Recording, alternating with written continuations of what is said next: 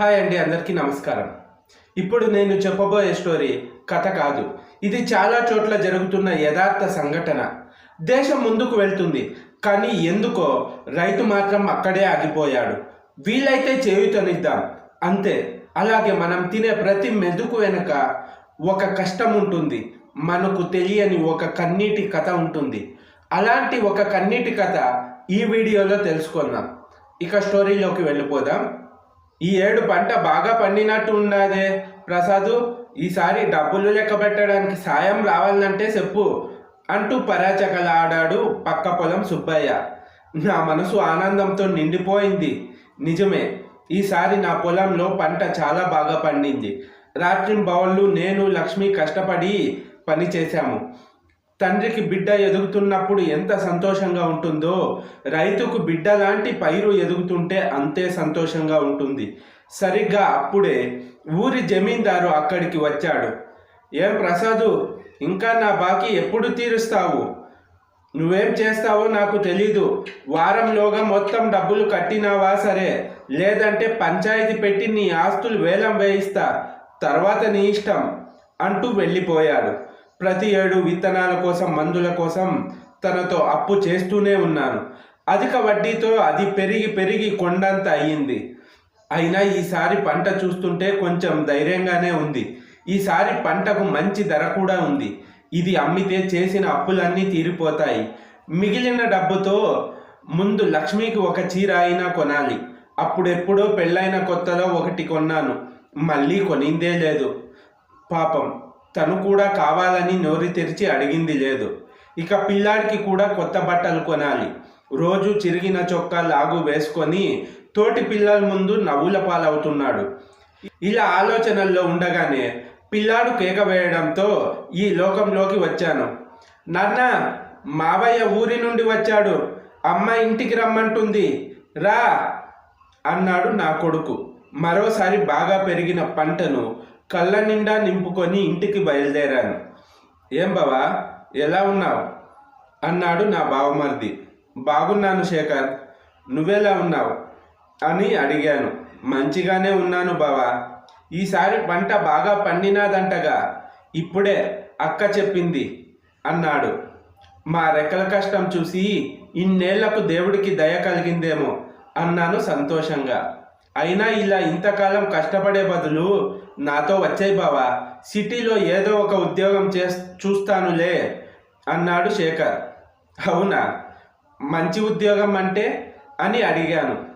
డబ్బులు బాగా వస్తాయి బావా, సంతోషంగా కాలు మీద కాలేసుకొని తినొచ్చు అన్నాడు. అలా తినాలంటే ఎవరో ఒకరు పండించాలి కదా అన్న నా మాటలకు తను మౌనంగా ఉండిపోయాడు. అవును శేఖర్, ఎంతమంది రోజు ఎన్ని లక్షలు సంపాదించినా చివరకు అన్నమే తింటారు, కానీ ఆ నోట్ల కట్టలు తిని బ్రతకలేరు కదా. అందరూ ఇలా డబ్బు వెనుకే పరిగెడితే వాళ్లకు బువ్వ పెట్టేది ఎవరు అన్నాను. ఈ ప్రపంచంలో ఇంకా చాలామంది పండిస్తున్నారు లే బావా, ఎవరో ఒకరు పెడతారు అన్నాడు శేఖర్. ఇలా ప్రతి ఒక్కరూ నేను కాకపోయినా ఎవరో ఒకరు ఉన్నారుగా అని అనుకుంటే చివరకు మిగిలేది నువ్వు వెతుకుతున్న కరెన్సీ కట్టలు మాత్రమే. మా తాతల కాలంలో ఊర్లలో అక్కడక్కడ ఉద్యోగస్తులు ఉండేవాళ్ళు, ఇప్పుడు అక్కడక్కడ రైతులు ఉంటున్నారు. ఇలాగే జరిగితే ఇంకొన్ని సంవత్సరాల తర్వాత రైతు ఉండేవాడని పుస్తకాల్లో చదువుకుంటామేమో అన్న నా మాటలకి, అబ్బా మొదలు పెట్టారా మీ పాఠం, రాక రాక మా తమ్ముడు ఇంటికి వస్తే నువ్వు లోపలికి రారా, ఆయన గోల ఎప్పుడూ ఉండేదే అంటూ శేఖర్ని లోపలకు తీసుకెళ్ళింది నా భార్య లక్ష్మి. నేను అక్కడే నులక మంచం మీద పడుకొని ఆకాశం వైపు చూశాను. నేను మాట్లాడింది నిజమే కదా అని అనుకున్నాను. ఒక పోలీస్, డాక్టర్, సాఫ్ట్వేర్ ఇంజనీర్, ప్రభుత్వ ఉద్యోగి, రాజకీయ నాయకుడు, ఇలా ఏది అవ్వాలన్నా ముందు బ్రతికి ఉండాలి. అలా బ్రతకాలంటే 3 పూటల 5,000 లోపలికి వెళ్ళాలి. అలా వెళ్ళాలంటే రైతే కదా కారణం. అయినా ఈ కాలంలో ఏసీ గదుల్లో చెప్పులు కుట్టేవాడికి ఇచ్చే మర్యాద ఎండలో కూరగాయలు అమ్మే రైతుకి ఇవ్వరు. ఎప్పటికి మారుతుందో ఈ సమాజం అని అలా ఆలోచిస్తూనే అలుపొచ్చి అలాగే పడుకొనేశాను. మధ్యరాత్రి వేళ మొహం మీద తేమ తగలడంతో మెలకువ వచ్చింది. చూస్తే చిన్నగా వర్షం. అది చూడగానే నా గుండె కాసేపు ఆగిపోయింది. ఇప్పుడు వర్షం పడితే మొత్తం పంట నాశనం అవుతుంది. మనసులోనే వర్షం పెద్దగా అవ్వకూడదు అని దేవుడికి దండం పెట్టుకున్నాను. అయినా దేవుడు వినలేదు. చూస్తూ ఉండగానే వర్షం వరదలా మారింది. అయినా నా పిచ్చి గాని దేవుడికి ఆకలి వేస్తుందా, అన్నం తింటాడా? ఒకే ఒక్కసారి రైతులా మారి పండించి తింటే మా కష్టాలు అర్థమయ్యేవి ఆ దేవుడికి. అలా అర్థమైతే మాకు ఇలాంటి పరిస్థితులే రావేమో అనుకున్నాను. ఉదయానికి వర్షం తగ్గింది, కానీ నా గుండెల్లో మాత్రం కురుస్తూనే ఉంది. పరిగెత్తుకుంటూ పొలానికి వెళ్ళాను. అప్పటికే పంట మొత్తం నేల రాలిపోయింది.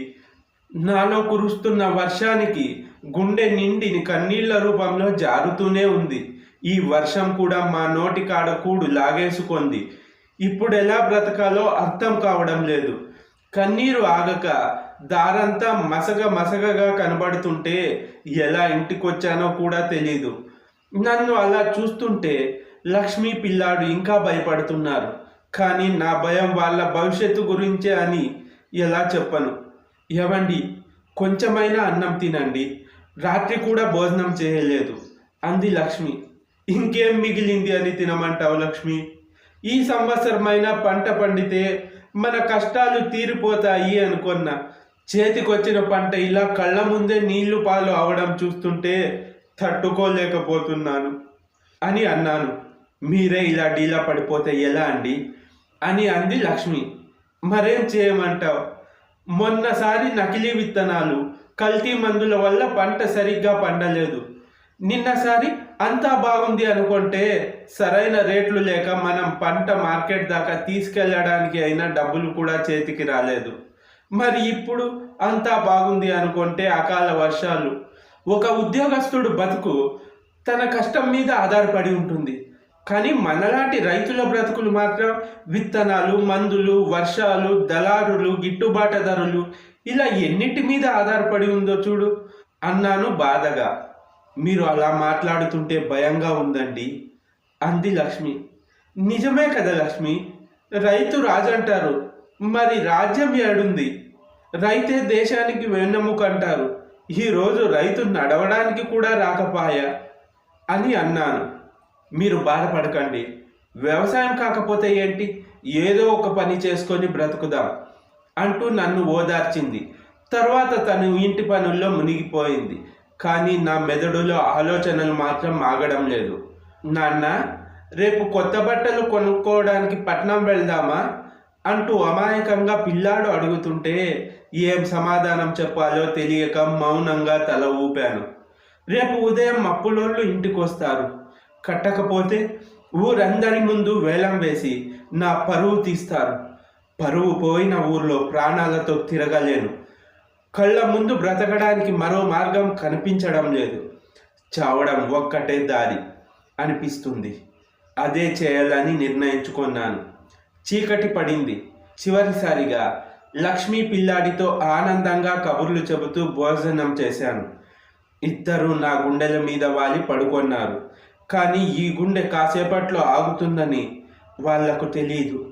ఇద్దరు పడుకున్న తర్వాత మెల్లిగా వాళ్లను పక్కకు పడుకోబెట్టి లేచాను. ఒక్కసారి వాళ్ళని కంటి నిండా నింపుకొన్నాను. పొలానికి కొట్టగా మిగిలిన పురుగుల మందు చేతిలోకి తీసుకున్నాను. మెల్లిగా తలుపు దగ్గరకు వేసి బయటకు నడిచాను. డబ్బా మూత తెరిచాను. చేతులు వణుకుతున్నాయి. కళ్ళల్లో కన్నీటి ప్రవాహం ఆగడం లేదు. ఎందుకో గుండెల్లో భయం మొదలైంది. దీన్నమ్మ, సావాలన్నా చాలా ధైర్యం కావాలని అర్థమైంది.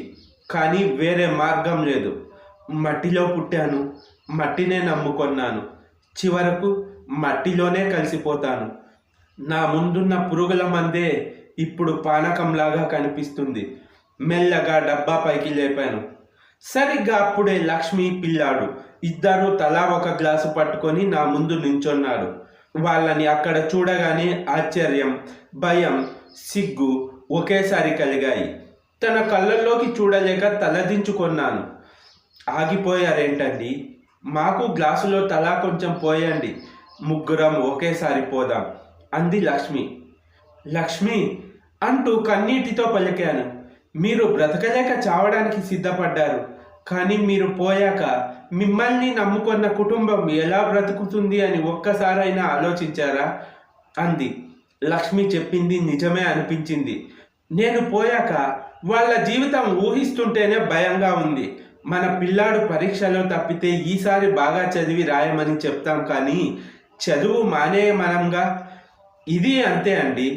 రైతు బ్రతుకులు చాలా వాటి మీద ఆధారపడవచ్చు, కానీ అందరి బ్రతుకులు రైతు మీదే కదా ఆధారపడతాయి. మాకు ధైర్యం చెప్పే మీరే ఇలా చేస్తే ఎలా? ఇది తీసుకొని అప్పు కట్టండి అంటూ తన మంగళసూత్రం నా చేతిలో పెట్టింది. అప్పటిదాకా గమనించలేదు. తను మెడలో ఇప్పుడు పసుపు కొమ్ము ఉంది. నేను షాక్ అయ్యి అలాగే చూస్తున్నాను. ఈ ఏడు కాకపోతే మళ్ళీ ఏడైనా మంచి పంట పండిద్దామండి. అది కాకపోతే మన ఇంటి వెనుక ఖాళీ స్థలం ఉంది కదా, అక్కడ నేను కూరగాయలు పండిస్తాను. ఇంకా నాకు కుట్టు మిషన్ కుట్టడం కూడా వచ్చు, అది కూడా మొదలు పెడతాను. ఇలా ఏదోలా బ్రతుకుదామండి. కానీ బ్రతుకుదామండి, అందరికీ బ్రతుకునిచ్చే మనమే ఊపిరి ఆపేద్దామంటే ఎలా? తను మాట్లాడిన ప్రతి మాట నాలో ఆలోచనలు రేపాయి. తను నా చేతిలో పెట్టింది తాళి కాదు, బ్రతకడానికి కావలసిన భరోసా అనిపించింది. ఇప్పుడు ఎలా అయినా బ్రతకగలను అనే ధైర్యం నాలో మొదలైంది.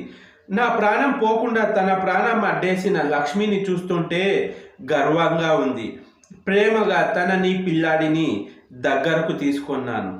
ఇది ఒక కథ కాదు, చాలా చోట్ల జరిగే నిత్య సత్యం. అందుకే అన్నం వృధా చేయకండి.